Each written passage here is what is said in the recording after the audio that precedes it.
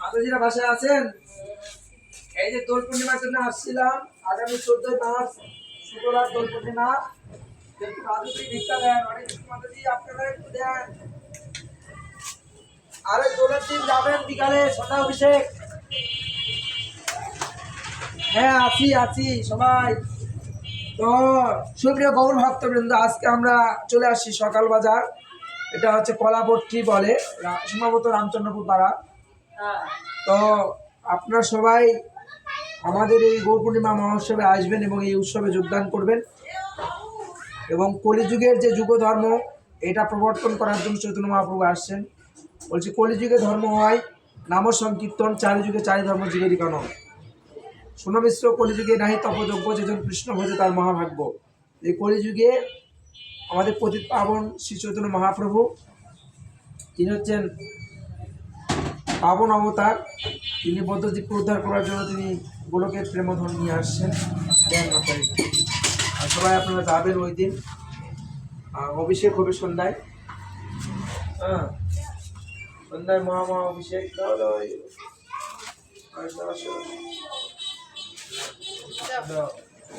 তো খুব মহাভাগ্যবান, তুমি মহাপ্রভুর ভোগে সাহায্য করলে।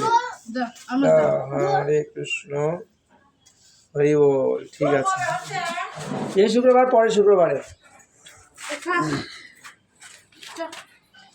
তো সবাই যায়েন শুক্রবারের দিন। আর উপবাস থাকতেন, এটা আসলে খুব গুরুত্বপূর্ণ উপবাসটা।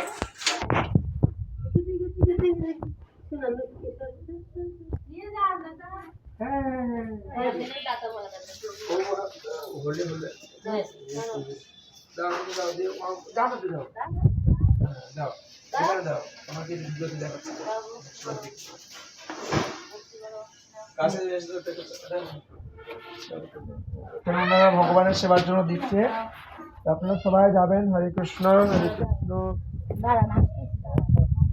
কত পেয়ারা এখানে থাকতে আমরা কোনোদিন মিস দেইনি গোপালসার এখানে। এখন একটু দূরে, এখন দূরে হয়েছে তা। এখন তো মন্দির আছে ওখানে, বিরাট মন্দির হয়ে গেছে। মন্দির করছে কি কি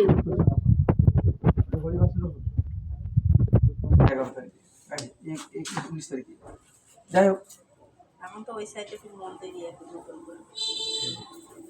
একদিন তোমার যেটা এসে করলো আমি দেখিনি, যাইলে পরে বছর দুই হলে আপনারা সবাই যাবেন।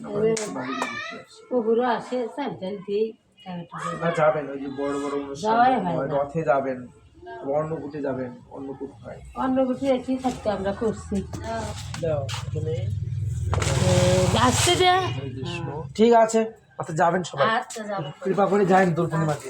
উপবাস থাকবেন সবাই। হ্যাঁ, কবে দোল পূর্ণিমা হচ্ছে? কবে দাদা? এই শুক্রবার আর একটা শুক্রবারে, মানে 14 তারিখ। ঠিক আছে, 5-6টার দিকে, 6টা।